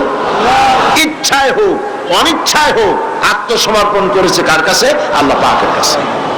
সূর্যের দিকে তাকায় দেখেন, চন্দ্রের দিকে তাকিয়ে দেখুন, চাঁদের ক্ষমতা নাই দিনের বেলায় উদিত হয়ে সূর্যের আলোকে কমায় দেয়, আবার সূর্যের ক্ষমতা নাই পশ্চিম দিক থেকে উদিত হয়, অথবা রাতের বেলায় এসে বাংলাদেশের জমিনে রাতের বেলায় উদিত হয়, এ ক্ষমতা নাই। চন্দ্র সূর্য একে অপরকে অতিক্রম করতে পারে না, কেউ কাউকে বাধাও দিতে পারে না। কোরআন শরীফ আল্লাহ পাক সূরা ইয়াসিনের ভিতরে পরিষ্কার করে বলেছেন লাশ-শামসু ইয়ানবাগী লাহা আন তুদরিকাল কামারা ওয়ালাল লাইলু সাবিকুন নাহার ওয়া কুল্লুন ফী ফালাকিন ইয়াসবাহুন। প্রবল জ্ঞানী হইবে যাহারা, আপন মনেতে বুঝিবে তাহারা, রাত্রি পারে না আগে যাইবার, দিনের স্থান করি অধিকার। চন্দ্র বাঁধে না সূর্যের গায়েতে, সূর্য পারে না চন্দ্রকে ধরিতে। যার যে স্থান বহল রাখিয়া, ভ্রমণ করিছে খোদাকে ডরিয়া। প্রত্যেকে আল্লাহকে ভয় করে চলছে, কেউ দাঁড়ায় নাই, চন্দ্র দাঁড়ানো নাই, সূর্য দাঁড়ানো নাই। ওয়া কুল্লুন ফী ফালাকিন ইয়াসবাহুন, সব আপন আপন কক্ষপথে ঘুরছে, মারামারি নাই, সংঘর্ষ নাই। চাঁদের সাথে সূর্য ধাক্কা লাগে না, গ্রহে নক্ষত্রে নক্ষত্রে ধাক্কা লাগে না, সব যার যার কক্ষপথে চলছে। কার হুকুম মানে? আল্লাহ পাক বলছেন ওয়ালাহু আসলামা, সব আনুগত্যের মস্তক আমার সামনে নত করে দিয়েছে। সুবহানাল্লাহ বলবেন না? মহাশূন্যের দিকে তাকিয়ে দেখুন একই অবস্থা। জঙ্গলের ভিতরে তাকিয়ে দেখেন, সেখানেও জঙ্গলি প্রাণীরা আল্লাহর আইন মেনে চলতেছে, সেখানেও আল্লাহর আইন ভঙ্গ করা হচ্ছে না। সমুদ্রের ভিতরে, দরিয়ার ভিতরে যত জলচর প্রাণী আছে সবগুলি যার যার আপন আপন পথে পথে চলছে, মারামারি নাই, সংঘর্ষ নাই। ওয়ালাহু আসলামা, যা কিছু আছে আকাশে, যা কিছু আছে জমিনে, সব আল্লাহর সামনে মাথা নত করে দিয়েছে। সুবহানাল্লাহ, সব আল্লাহর আইন মেনে চলছে। ওয়ালাহু আসলামা মান ফিস সামাওয়াতি ওয়াল আরদ। সারেন্ডার করো, সারেন্ডার করো, আত্মসমর্পিত হও। মুমিনদের কাছে আল্লাহ পাকের এটাই হচ্ছে হুকুম, অর্ডার। এই সারেন্ডারের নমুনা, আত্মসমর্পণের নমুনা আল্লাহ পাক এই জাতির পিতাকে দিয়ে আল্লাহ পাক দুনিয়ার মানুষকে শিখাইছেন আত্মসমর্পণ কারে বলে। এই জাতির পিতাকে দিয়ে আল্লাহ পাক বুঝাইছেন কে জাতির পিতা, কে জাতির পিতা। এ ব্যাপারে কোনো আপোষ নাই, বিতর্কও নাই, ঠিক কিনা বলেন? মুসলমানদের জাতির পিতা নিয়ে কোনো বিতর্ক নাই, কোন আপোষ নাই। হযরত ইব্রাহিম আলাইহিস সালামকে আল্লাহ পাক বলেছেন আসলিম, সারেন্ডার করো, আত্মসমর্পণ করো। হযরত ইব্রাহিম আলাইহিস সালাম কোনো প্রশ্ন করেন নাই কোন ব্যাপারে আত্মসমর্পণ করব, কি ব্যাপারে করব, কোনো প্রশ্ন করেন নাই। হযরত ইব্রাহিম তার রবের পক্ষ থেকে যখন বলা হয়েছে আত্মসমর্পণ করো, সারেন্ডার করো, তিনি সঙ্গে সঙ্গে জবাব দিয়েছেন আসলামতু লিরাব্বিল আলামিন। বিনা বাক্য ব্যয়, কোনো প্রশ্ন ছাড়াই সারেন্ডার হয়ে গেলাম, মাথা নত করে দিলাম। সুবহানাল্লাহ, মাথা নত করে দিলাম। কারে বলে আত্মসমর্পণ? আত্মসমর্পণের নমুনা, মুসলমান হওয়ার নমুনা। মুসলমান মানেই তো হচ্ছে আত্মসমর্পণ করা। আল্লাহ যা বলেন সেইটা, আল্লাহ যা নিষেধ করেছেন সেটা থেকে ফিরতে হবে, আল্লাহ যা অর্ডার করেছেন সেটা মানতে হবে। আমরা কি তা করি? আমরা কি তা করি? সেই জন্য আল্লাহ পাক বলছেন মুমিনেরা ঈমানের দাবি তো করছো, কিন্তু ইসলামের মধ্যে পুরোপুরি দাখিল হও নাই। ইসলামের মধ্যে পরিপূর্ণভাবে দাখিল হতে হবে। বললেই হবে না আমি আল্লাহর উপর ঈমান এনেছি। কোরআনে কারীমের প্রথম রুকুতে আল্লাহ পাক বলেছেন ওয়া মিনান নাসি মান ইয়াকুলু আমান্না বিল্লাহি ওয়া বিল ইয়াউমিল আখির ওয়া মা হুম বিমুমিনিন। লোকেদের মধ্যে এমন অনেক লোক আছে যারা বলে আল্লাহর প্রতি ঈমান এনেছি, পরকালের উপরে বিশ্বাস করেছি। আল্লাহ পাক বলছেন ওয়া মা হুম বিমুমিনিন, এরা মুমিন না। কেন বললেন এই কথা? এই জন্য বলেছেন এদের মুখের কথার সাথে কাজের কোনো মিল নাই। এই জন্য আসলামা, উদখুলু ফিস সিলমি কাফা, পরিপূর্ণভাবে দাখিল হও, আল্লাহর হুকুমের সামনে মাথা নত করো। এই মাথা নত করার দৃষ্টান্ত আল্লাহ পাক দেখালেন। হযরত ইব্রাহিম আলাইহিস সালামকে আল্লাহ পাক অর্ডার করলেন ছেলেকে জবাহ করার জন্য। কোরআন শরীফের মধ্যে আল্লাহ পাক পরিষ্কার করে বলেছেন, কোনো উপন্যাসের কথা নয়, কোনো গল্প নয়, কোনো ইতিহাসের কথা নয়, আল্লাহ পাকের নিজের কথা। আর কদিন পরেই কোরবানির ঈদ আসতেছে। আল্লাহ পাক হযরত ইব্রাহিম আলাইহিস সালামকে হুকুম করলেন ছেলে কোরবানি করার জন্য।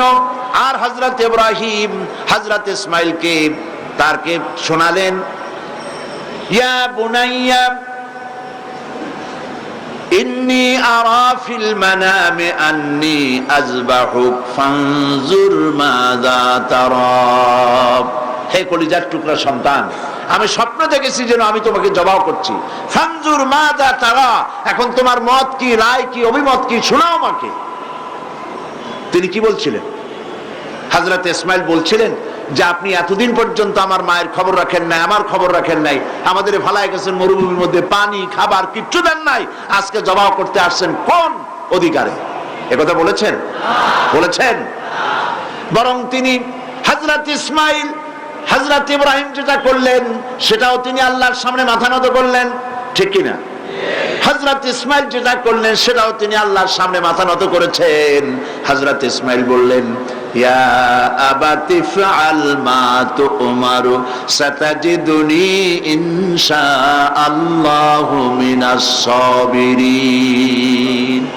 ইয়া আবাতি ফাআল, হে পিতা আপনি তাই করুন, মা তুমার, যে বিষয়ে আপনাকে আদেশ করা হয়েছে। লক্ষ্য করুন, ইব্রাহিম আলাইহিস সালাম বলেছেন আমি স্বপ্নে দেখছি, আমি স্বপ্নে দেখেছি আমি তোমাকে যেন জবাব করছি। আর হযরত ইসমাইল বললেন আপনি যে আদিষ্ট হয়েছেন তাই করেন।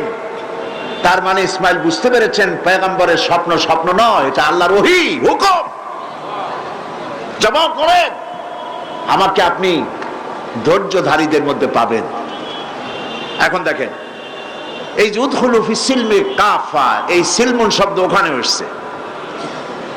আল্লাহ পাক বলছেন ফালাম্মা আসলামা ওয়া তাল্লাহু লিল জাবিন। ফালাম্মা আসলামা, যখন দুজনই রাজি হয়ে গেছে, আত্মসমর্পণ করেছে। কোন দুজন? হযরত ইব্রাহিম আর হযরত ইসমাইল, দুজনই আত্মসমর্পণ করে দিয়েছেন আল্লাহর সামনে এবং ঘাড় কাত করেছেন। সেই ঘটনা বলার উদ্দেশ্য আমার না, আমার বলার উদ্দেশ্য আত্মসমর্পণ করা। উদখুলু ফিস সিলমি কাফা, ইসলামের মধ্যে, সিলমের মধ্যে পরিপূর্ণ দাখিল, আত্মসমর্পণ করো কমপ্লিটলি, কোন শর্ত ছাড়াই। তার অর্থ হচ্ছে আপনার এবং আমার নিজের মর্জি মোতাবেক কোনো কাজ করতে পারবো না, সবটাই আল্লাহর হুকুম মতো করতে হবে। এর নাম মুসলমান। এর নাম কি? মুসলমান। আপনার ইচ্ছা আপনি কিছু করতে পারবেন না, করবেন কার ইচ্ছা মতো? আল্লাহ পাকের ইচ্ছা মতো করতে হবে। কারণ হলো আল্লাহ রাব্বুল আলামিন বলেছেন ইন্নাল্লাহা আশতারা মিনাল মুমিনিনা আনফুসাহুম ওয়া আমওয়ালাহুম বিআন্না লাহুমুল জান্নাহ। নিশ্চয়ই আমি আমার মুমিনের জান এবং মালকে খরিদ করে নিয়েছি, আর বিনিময় আমার মুমিনকে আমার জান্নাত দান করেছি। তোমার জান, তোমার মাল, সব কিছুকে আপনার আমার জান মাল কে কিনে নিয়েছেন? আল্লাহ খরিদ করে নিয়েছেন। বিনিময় কি দিয়েছেন? জান্নাত দিয়েছেন। সুতরাং আপনার ইচ্ছে মতো আপনার জান খরচ করতে পারবেন না, ইচ্ছে মতো মাল খরচ করতে পারবেন না।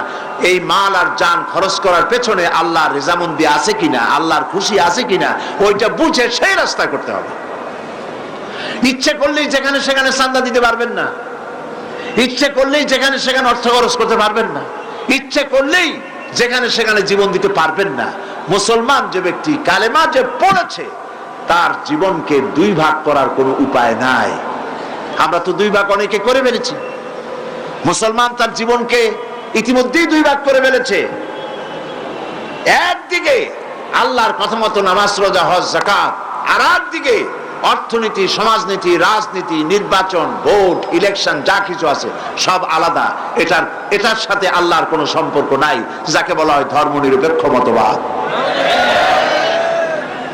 মানে শয়তান, তার তো কিছু কাজ করা লাগবে। শয়তান তো প্রথম দিনই আসছে পৃথিবীতেই ওয়াদা করে আদম আলাইহিস সালামের সাথে সে উল্টা করবে। আল্লাহ পাক দিয়েছেন খেলাফত, আর এই খেলাফতের উল্টা করার জন্য শয়তান এসেছে। আল্লাহ দিয়েছেন যাকাত, শয়তান তৈরি করেছে সুদ। কথা বুঝতে পেরেছেন? আল্লাহ দিয়েছেন কি?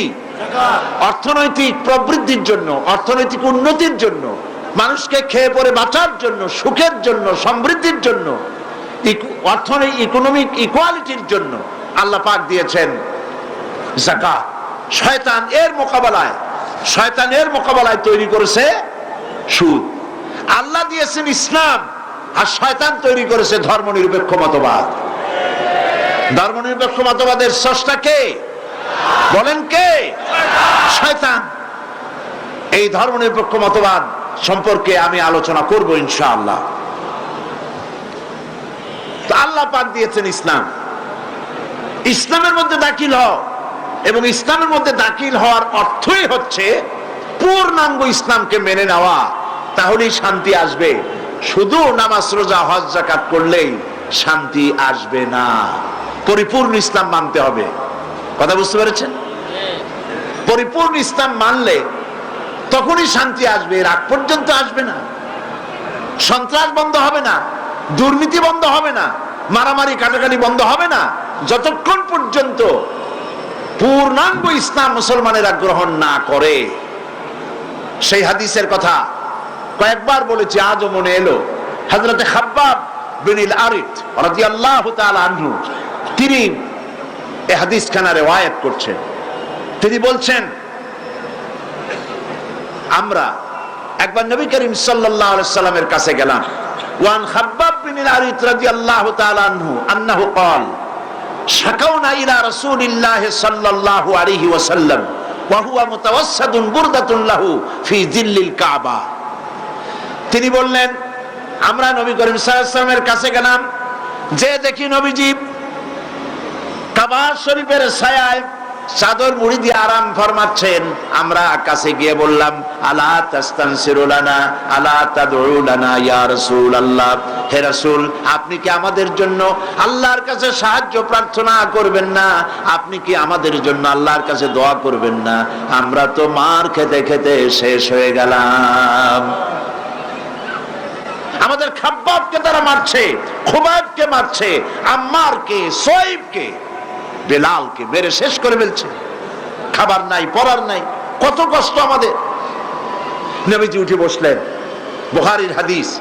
নবীজি উঠে বসলেন, বললেন, খাব্বাব শোনো, শোনো খাব্বাব, তোমাদের আগে এই পৃথিবীতে দ্বীনের দাওয়াত দিতে যারা এসেছিলেন, ইসলামের দাওয়াত দিতে যারা এসেছিলেন, তাদেরকে ধরা হতো, ফায়ুখাজুর রাজুল, তাদেরকে সমকালীন রাষ্ট্র শক্তি তাদের ধরত, ফায়ুহফারু লাহু ফিল আরদ, এবং তার জন্য জমিনের মধ্যে গর্ত খনন করা হতো, ফায়ুজআলু ফিহা, এরপরে সেই গর্তের ভিতরে তাকে কোমর পর্যন্ত ডাবায় দেওয়া হতো, সুম্মা ইউতা বিল মানশার, এরপরে করাত আনা হতো, ফায়ুদাউ আলা রাসিহি, এরপরে এই করাতটা তার মাথার উপরে রাখা হতো, ফায়ুজআলু নিসফাইন, করাত দিয়ে চিরে জীবিত মানুষটাকে দ্বিখণ্ডিত করে ফেলা হতো। মা ইয়াসুদ্দুহু যালিকা আন দীনিহি, এত কষ্ট দেওয়ার পরেও একজন ইসলামের দায়ীকে তারা ইসলামের রাস্তা থেকে এক চুলও সরাইতে পারে নাই। আল্লাহর নবী বলেন, শোনো খাব্বাব, ওয়াল্লাহি লা ইউতাম্মান্না আল্লাহ হাযাল আমরা হাত্তা ইয়াসিরুর রাকিবা মিন সানা ইলা হাজারামাউত। তিনি বলছেন, শোনো খাব্বাব, আমি আল্লাহর নামে কসম করে বলি, আমি আল্লাহর নামে কসম করে বলি, সেই দিন বেশি দূরে নয় যেদিন ইয়েমেনের রাজধানী সানা থেকে শুরু করে হাজরামাউত পর্যন্ত লোকেরা যাতায়াত করবে, মানুষেরা চলাফেরা করবে, নারী তার সৌন্দর্যের পসরা নিয়ে, ব্যবসায়ীরা তাদের পুঁজি নিয়ে রাস্তা দিয়ে, মরুভূমি দিয়ে দিনেও চলবে, রাতেও চলবে, লা ইয়াখাফু ইল্লাল্লাহ, আল্লাহর ভয় ছাড়া মানুষের মনে আর কোনো ভয় থাকবে না। সুবহানাল্লাহ, সুবহানাল্লাহ, মানুষের মনে আর কোনো ভয় থাকবে না। ওয়ালাকিন্নাকুম তাস্তাজিলুন, তোমরা তাড়াহুড়ো করছো, অপেক্ষা করো, এরকম সমাজ আসবে। কোরআন সেই সমাজ কায়েম করেছিল, ওই মুসলমান তৈরি করেছিল, যেই মুসলমান ইসলামকে পরিপূর্ণরূপে জীবনের সকল ক্ষেত্রে মানত, ব্যক্তিতে, পরিবারে, সমাজে, রাষ্ট্রে, জীবনের সব জায়গায় ইসলামকে তারা মানত বলেই এই শান্তি তাদের ভিতরে এসেছিল। এই জন্য আল্লাহ পাক বলছেন, ইয়া আইয়ুহাল্লাযীনা আমানু দুখুলু ফিস সিলমি কাফা, ও বিশ্বাসীরা, তোমরা যারা ঈমান এনেছো, শোনো, ইসলামের ভিতরে সিলমের মধ্যে পরিপূর্ণ রূপে দাখিল হয়ে যাও, একটু আধটু নয়, পরিপূর্ণ রূপে দাখিল হয়ে যাও। সেটা কিভাবে? আল্লাহ পাক কোরআনের মধ্যে অন্যত্র বলেছেন, বলো, কুল ইন্না সলাতি ওয়া নুসুকি ওয়া মাহইয়ায়া ওয়া মামাতি লিল্লাহি রাব্বিল আলামিন। পড়েন সবাই, ইন্না সলাতি ওয়া নুসুকি ওয়া মাহইয়ায়া ওয়া মামাতি লিল্লাহি রাব্বিল আলামিন। বলো, ইন্না সলাতি, নিশ্চয় আমার নামাজ, আমার কোরবানি, আমার হায়াত, আমার মত সব আল্লাহর জন্য। কার জন্যে? আল্লাহর জন্য, সবটা আল্লাহর জন্য। আমার হায়াত, আমার মত, আমার নামাজ, আমার বেঁচে থাকা, আমার মরে যাওয়া সব আল্লাহর জন্য। জীবনের কোন একটি অংশ আপনি আলাদা করতে পারবেন না আল্লাহর হুকুম থেকে। আপনি যখনই পড়েছেন লা ইলাহা ইল্লাল্লাহ, তখন ইমানের এই দড়ি দিয়ে হাত পা সব বান্ধা হয়ে গেছে। সুবহানাল্লাহ বলেন। প্রশ্ন করতে পারেন, কেউ প্রশ্ন তুলতে পারে যে লা ইলাহা ইল্লাল্লাহর অর্থ হলো আল্লাহ ছাড়া কোনো ইলাহ নাই, মুহাম্মদ সাল্লাল্লাহু আলাইহি ওয়াসাল্লাম আল্লাহর প্রেরিত রাসূল। এইটুকুন কথা বললে পরে আমার নামাজ, রোজা, হজ, যাকাত, আমার ব্যবসা বাণিজ্য, চলাফেরা, ওঠা বসা, অর্থনীতি, রাজনীতি, গোষ্ঠীযুদ্ধা এইটার সাথে বাঁধা গেল কেমনে? প্রশ্ন উঠতে পারে। এটা আমি এইভাবে বুঝাই, দৃষ্টান্তটা এভাবে দেই। যখন লোকেরা বিবাহ করে, বিবাহ করার সময় মেয়েকে বলা হয়, কনেকে বলা হয় অমুকের ছেলে অমুকের সাথে এত টাকা মহারানায় তোমাকে তার নিকাহে সবর্দ করা হচ্ছে। মহিলা তখন মৌন সম্মতি অথবা মুখ খুলে বলে আলহামদুলিল্লাহ, কবুল করলাম, একটা কিছু বলে বা চুপ করে থাকে। আর পুরুষকে যখন বলা হয় অমুকের মেয়ে অমুককে এত টাকা মহারানায় তোমার বিবাহে, তোমার নিকাহে সবর্দ করা হচ্ছে, সে তখন আলহামদুলিল্লাহ বলে, কবুল বলে, গ্রহণ করলাম বলে। কথা তো বললো কবুল। এখন দেখুন, কিছুদিন যাওয়ার পর যদি ওই মেয়ে লোকটি, স্ত্রী, সে যদি বলে যে আমার কাপড় ছিঁড়ে গেছে, কাপড় এনে দাও, আমি অসুস্থ হয়েছি, আমাকে চিকিৎসা করাও, আমি বাপের বাড়ি যাব, খরচ দাও, ইত্যাদি যদি বলে। আর যদি তখন স্বামী বলে যে আমি তো বিয়ের সময় শুধু কবুল বলছিলাম, তোমার শাড়ি কিনে দেওয়া লাগবে, তোমার চিকিৎসা করার লাগবে, তোমার বাপের বাড়ি পাঠাবার খরচ আমার দেওয়া লাগবে, এই সব কথা তো আমি স্বীকার করি নাই। আবার উল্টাটা দেখেন, স্ত্রীকে যদি স্বামী বলে আমার জন্য রান্না করো, তাড়াতাড়ি আমি অমুক জায়গায় যাব, অথবা আমাকে এক গ্লাস পানি দাও, অথবা মশারিটা টানায় দাও, অথবা আমার কাপড় চোপড় ধুয়ে দাও। বউ যদি বলে আমি তো শুধু চুপ করেছিলাম, তোমার কাপড় চোপড় ধুয়ে দেওয়া লাগবে, এই কথা তো তখন হয়নি, তোমার বিছানা গুছাই দিতে হবে, এই কথা তো তখন হয়নি, এটা যদি বলে, তাহলে এই বিবাহ টিকবে? টিকবে এই বিবাহ? অর্থটা কি দাঁড়ালো? অর্থ দাঁড়ালো এই বিবাহ বন্ধনের সময় মহিলাটি যে মৌন সম্মতি দিয়েছেন আর পুরুষটি যে কবুল বলেছেন, আলহামদুলিল্লাহ বলেছেন, এই কবুলের মধ্যে স্বামী স্ত্রীর উভয়ের সুখ, সৌন্দর্য, শান্তি, নিরাপত্তা, আদান প্রদান, যা কিছু সব, খাওয়া পরা, বিছানা ইত্যাদি সব এই কথার মধ্যে এসে গিয়েছে। স্ত্রীর পুরো দায়িত্ব স্বামীর উপরে এসেছে, স্বামীর পুরো দায়িত্ব স্ত্রীর কাছে চলে গিয়েছে একটা কবুল শব্দ বলার কারণে। কথাটা ঠিক কিনা? ঠিক অনুরূপ ভাবে বুঝতে চেষ্টা করুন। যখন আপনি মনে মনে বিশ্বাস করে মুখ দ্বারা যখন উচ্চারণ করেছেন লা ইলাহা ইল্লাল্লাহ, সবাই পড়েন লা ইলাহা ইল্লাল্লাহু মুহাম্মাদুর রাসূলুল্লাহ, এই কালেমা মুখ দিয়ে যখন উচ্চারণ করেছেন, কোন ইলাহ নাই, আইনদাতা নাই, বিধানদাতা নাই, শাসনকর্তা নাই, কেউ নাই আল্লাহ ছাড়া। আর মুহাম্মদ সাল্লাল্লাহু আলাইহি ওয়াসাল্লাম তিনি আমার রাসূল, তিনি আল্লাহর রাসূল, তিনি আমার নেতা, এই কথা যখন স্বীকার করেছেন, সমস্ত মুসলমান নরনারী কলিজার মধ্যে এই কথা গেঁথে নিন। আপনার ইচ্ছা মতো আপনি নির্বাচন করতে পারেন না, আপনার ইচ্ছে মতো আপনি রাজনীতি করতে পারেন না, আপনি ইচ্ছে মতো পার্লামেন্ট চালাইতে পারেন না, আপনি ইচ্ছে মতো আপনার কোর্ট, আপনার আদালত, আপনার দেশ, আপনার ক্যান্টনমেন্ট, আপনার শিক্ষাঙ্গন কোনটাই আপনার মত মতো চালাইতে পারেন না। এমন কোন আইন চালাতে পারবেন না, এমন কোন আইন প্রণয়ন করতে পারবেন না যেটা করতে গেলে আল্লাহর আইনের সঙ্গে সাংঘর্ষিক হয়ে যায়। আপনার জনগণ, আপনার দেশকে সামনে রেখে আইন তৈরি করা, বিভিন্ন কার্যক্রম পরিচালনা করা, সবটাই আপনি করতে পারবেন, তবে আপনার মেইন লক্ষ্য থাকবে আমি যা করতেছি আল্লাহর হুকুমের সাথে যেন সাংঘর্ষিক, কন্ট্রাডিকশন না হয়।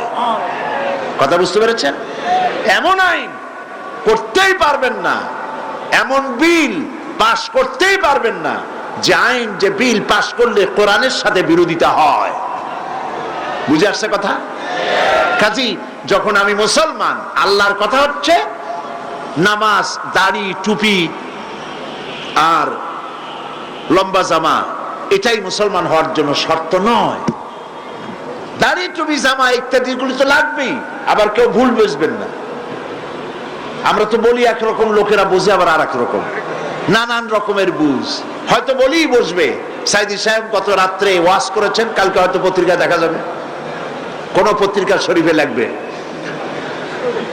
যে উনি বলেছেন দাড়ি, টুপি এগুলা কোনো বেহুদা জিনিস, লাগবেই না। কথা তো এটা না, কথা হচ্ছে দাড়ি, টুপি লাগবে, যেমন পুলিশের ইউনিফর্ম লাগবে। কথা বুঝছেন? এখন পুলিশের ইউনিফর্ম, বিডিআর এর ইউনিফর্ম, আর্মির ইউনিফর্ম, দেখছেন না ইউনিফর্ম, জামা, তার উপর এখানে র্যাঙ্ক লাগানো, ফিতা লাগানো, বাঁশি লাগানো, বারান্দাওয়ালা টুপি, প্যান্ট শার্ট ইত্যাদি, যার যেরকম র্যাঙ্ক সেই র্যাঙ্ক অনুযায়ী এগুলি পড়তে হয়। এখন কোন আর্মি, কোন বিডিআর, কোন পুলিশ মনে করলো যে আমি ইউনিফর্ম যখন পরেছি তখন আর অসুবিধা কি, সে শুয়ে শুয়ে সিগারেট টানতেছে অথবা গল্প করতেছে। সীমান্তে দামামা বেজে উঠেছে, সরকারের পক্ষ থেকে অর্ডার করা হয়েছে সীমান্তে চলে যাও সবাই, সমস্ত সেনাবাহিনী, বিডিআর, এয়ারফোর্স, নেভাল ফোর্স সব যুদ্ধের জন্য প্রস্তুতি নাও। এরা মনে করতেছে যে যখন ইউনিফর্ম পরছি আমার চাকরি যায় কই, ঠ্যাঙ্গের উপরে ঠ্যাং ফেলাইয়া সিগারেটে টান দিয়া উপরে ফু দিয়া তাকায়, তাকে ফু গেল কদ্দু, চাকরি থাকবে? চাকরি থাকবে না। আবার ইউনিফর্ম ছাড়া যদি যুদ্ধে লাফায় পড়ে, মার খাওয়া ছাড়া পথ আছে? ইউনিফর্ম ছাড়া যদি দাবি করে আমি বিডিআর পুলিশ, প্রথমে তো ধোলাই হবে ভালো করে, তারপরে চিন্তা করবে যে লোকটা আসলে বিডিআর বা পুলিশ কিনা, ঠিক না? সেই জন্য ইউনিফর্ম প্রয়োজন, ইউনিফর্মের সাথে তার কাজটাও প্রয়োজন। কথা বুঝতে পেরেছেন? ইউনিফর্ম হচ্ছে তার পরিচিতি, আর কাজটা হলো সাথে জরুরি, হুকুম পালন করা সরকারের। দাড়ি, টুপি, জামা মুসলমানদের ইউনিফর্ম। সুবহানাল্লাহ বলে, সুবহানাল্লাহ বলে। মুসলমানদের ইউনিফর্ম, দাড়ি, টুপি, পাগড়ি, জামা, এগুলি হচ্ছে তার ইউনিফর্ম। এখন ইউনিফর্ম পরেছে, দাড়ি আছে, টুপি আছে, জামা আছে, পাগড়ি আছে, সব আছে, কিন্তু ব্যবসা করে ওজনে কম দেয়, এমন দেওয়া এরকম আর কম কেউ দিতে পারে না। সাক্ষী দিলে জনমের মতো মিথ্যা সাক্ষী দেয়, বউ পর্দায় থাকে না, এর দাড়ি, টুপি, জামার কোনো লাভ আছে? সেই জন্য ইসলামের ভিতরে দাখিল হতে হলে এতটুকুন হলে হবে না, সবটুকুন হতে হবে। ইয়া আইয়ুহাল্লাযীনা আমানু দুখুলু ফিস-সিলমি কাফা, পরিপূর্ণরূপে ইসলামের মধ্যে দাখিল হও। ইসলামে দাখিল হতে কি কি লাগবে, কি কি করতে হবে, সেই কথাগুলি আমি আগামীকাল আপনাদের সামনে বলবো ইনশাআল্লাহ। সবাই বলি ইনশাআল্লাহ। মেহেরবানি করে দাঁড়ানো ভাইয়েরা বসেন, আমি আপনাদের নিয়ে মোনাজাত করব, আর মোনাজাতের পর আজান হবে, এশার নামাজ বা জামাত আদায় করে যাবেন। আলহামদুলিল্লাহ বলি।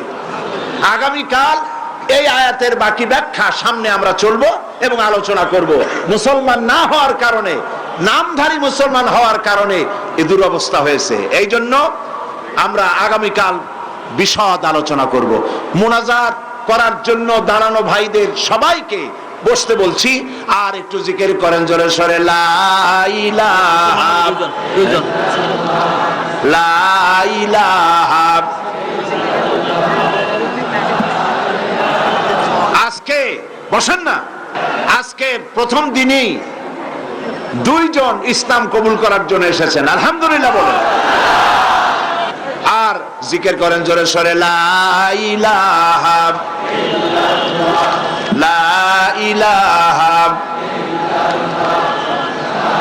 এ কি হিন্দু নাকি?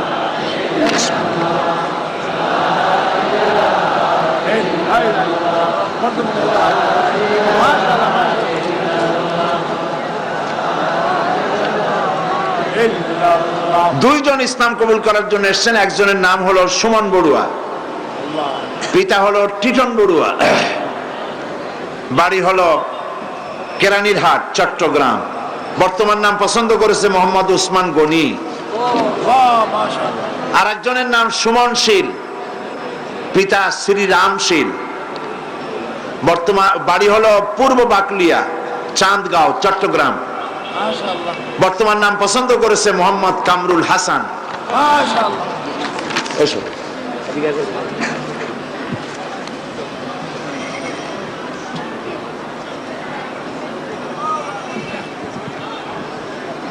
লা ইলাহা, জোরে মাথা একটু নিচু করো। লা ইলাহা ইল্লাল্লাহু মুহাম্মাদুর রাসূলুল্লাহ। আল্লাহ ছাড়া কোন উপাস্য নাই, মাবুদ নাই। মুহাম্মদ সাল্লাল্লাহু আলাইহি ওয়াসাল্লাম আল্লাহর প্রেরিত রাসূল। আশহাদু আন লা ইলাহা ইল্লাল্লাহু ওয়াহদাহু লা শারীকা লাহু ওয়া আশহাদু আন্না মুহাম্মাদান আবদুহু ওয়া রাসূলুহু। আমি সাক্ষ্য দিচ্ছি, জোরে বলো, আমি সাক্ষ্য দিচ্ছি আল্লাহ ছাড়া কোনো ইলাহ নাই, মাবুদ নাই। তিনি এক, তিনি একক, তার কোনো অংশীদার নাই। আমি আরো সাক্ষ্য দিচ্ছি মুহাম্মদ সাল্লাল্লাহু আলাইহি ওয়াসাল্লাম আল্লাহর বান্দা এবং তার প্রেরিত রাসূল। সকলে বলো আসসালামু আলাইকুম। সালাম দিয়েছে, আপনারা জবাব দেন। আমাদের এই দুই ভাই কিছুক্ষণ কয়েক মুহূর্ত আগ পর্যন্ত ছিল মুশরিক, এখন আমাদের তাওহীদবাদী ভাই, আমাদের মুসলমান ভাই।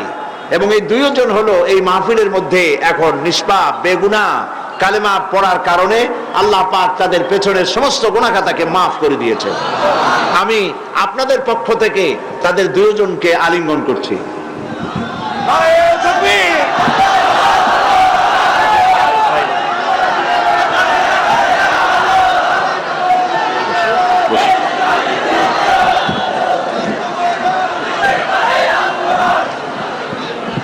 প্রিয় ভাই সব,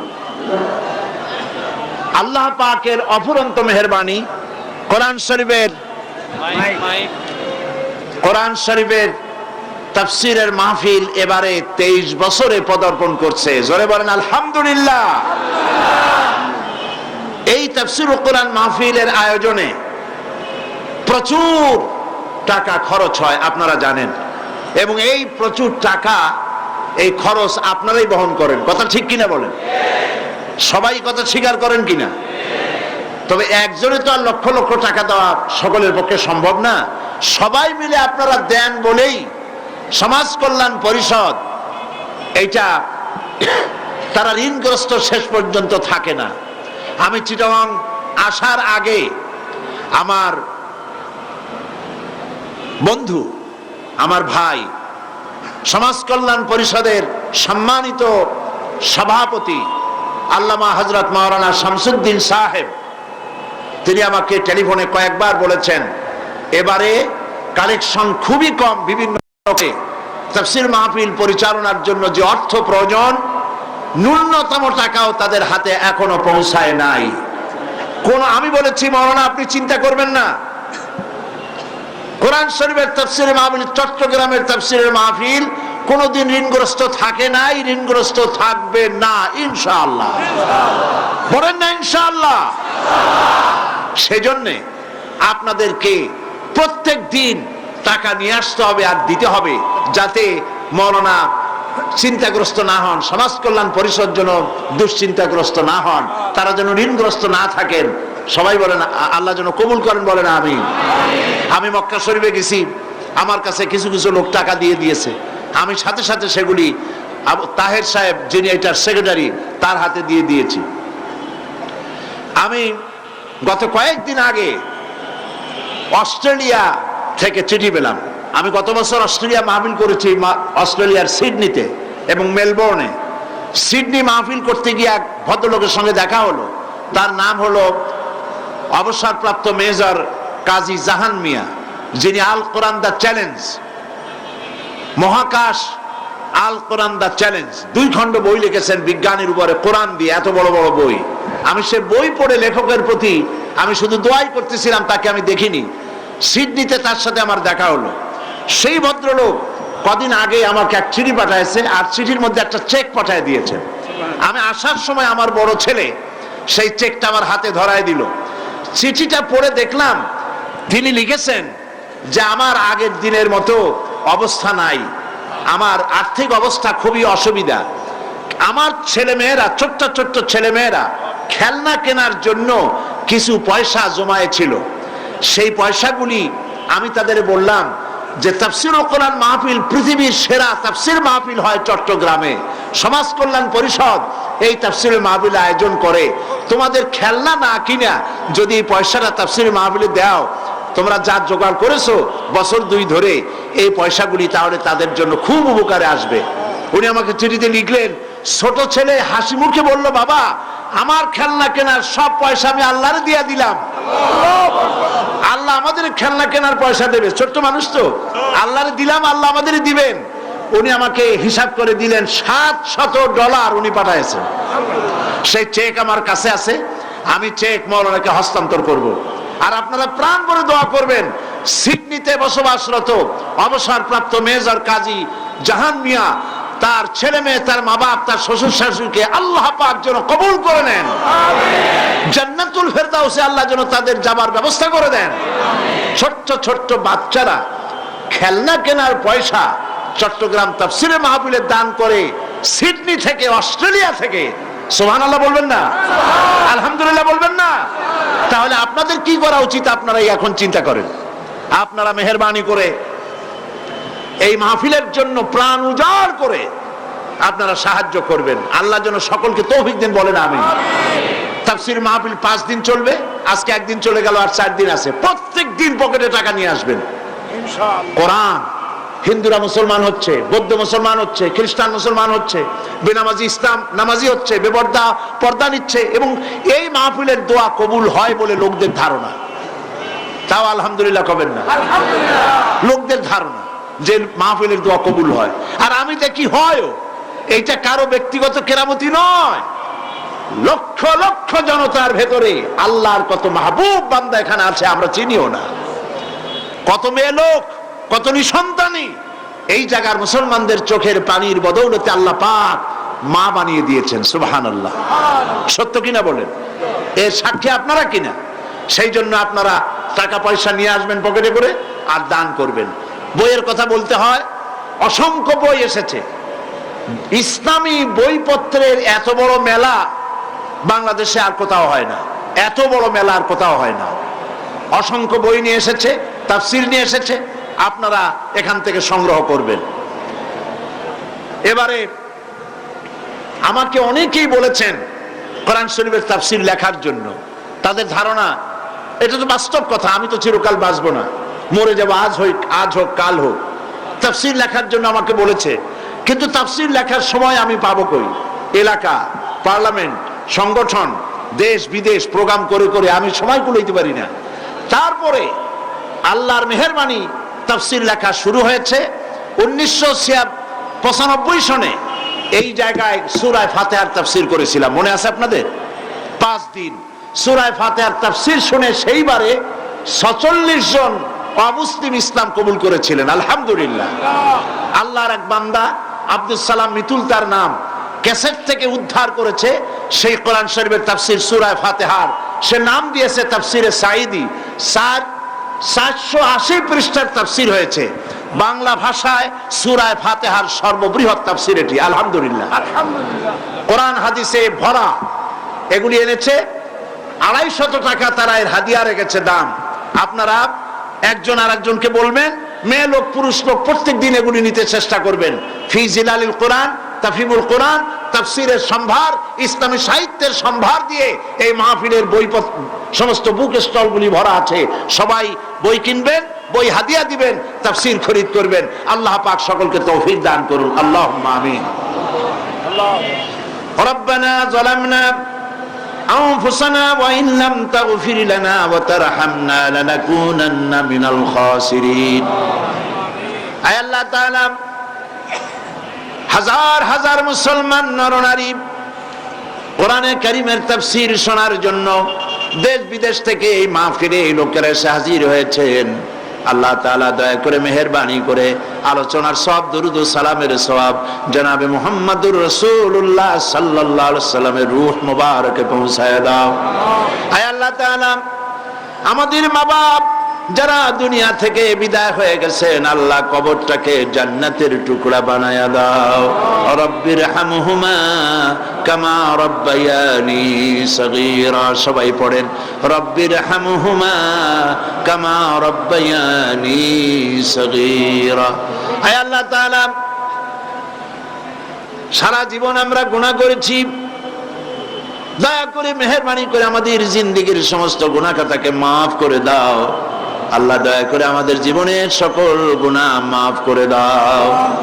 এই তাফসীরের মাহফিল আজ থেকে 23 বছর আগে শুরু হয়েছিল। ওই সময় যারা মঞ্চে বসতেন, আয় আল্লাহ, বিগত বছরগুলিতে যারা মঞ্চে আসতেন, মাহফিলে আসতেন, তাদের ভিতর থেকে আমরা অনেককেই হারায় ফেলেছি। রব্বুল আলামিন, এই মঞ্চে বাইতুল শরফের পীর সাহেব থাকতেন, তিনি আজ দুনিয়ায় নাই। মাওলানা সিদ্দিক আজাদ সাহেব থাকতেন, তিনিও নাই।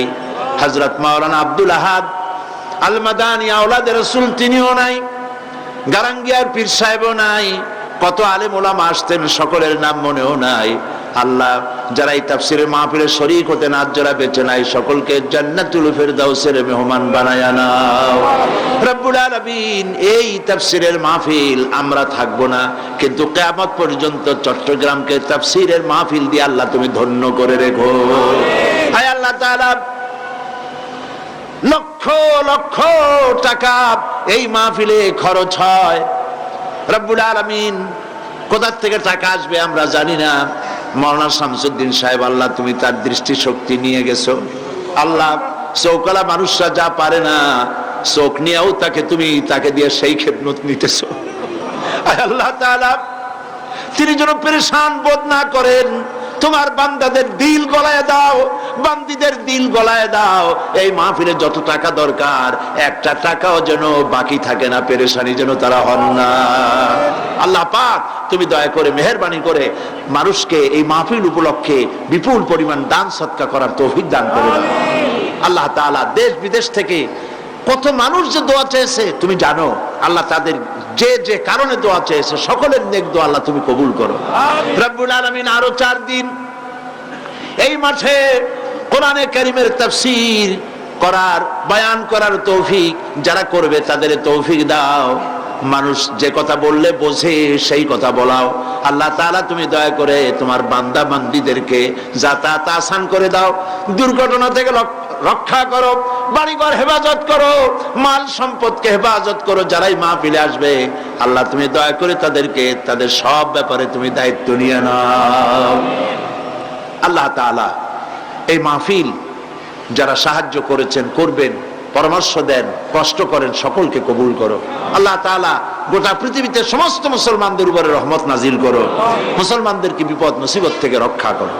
আল্লাহুম্মা জাআলনা মিনাত তাওয়াবিন ওয়াজআলনা মিনাল মুতাতাহহিরিন ওয়াজআলনা মিন ইবাদিকাস সালিহিন ওয়াজআলনা মিনাল্লাযিনা লা খাউফুন আলাইহিম ওয়ালা হুম ইয়াহজানুন। রব্বানা তাকাব্বাল মিন্না ইন্নাকা আনতাস সামিউল আলিম ওয়া তুব আলাইনা ইন্নাকা আনতাত তাওয়াবুর রহিম। সুবহানা রাব্বিকা রাব্বিল ইজ্জাতি আম্মা ইয়াসিফুন ওয়া সালামুন আলাল মুরসালিন ওয়ালহামদুলিল্লাহি রাব্বিল আলামিন বিহাক্কি লা ইলাহা ইল্লাল্লাহু মুহাম্মাদুর রাসূলুল্লাহ। আসসালামু আলাইকুম ওয়া রাহমাতুল্লাহ।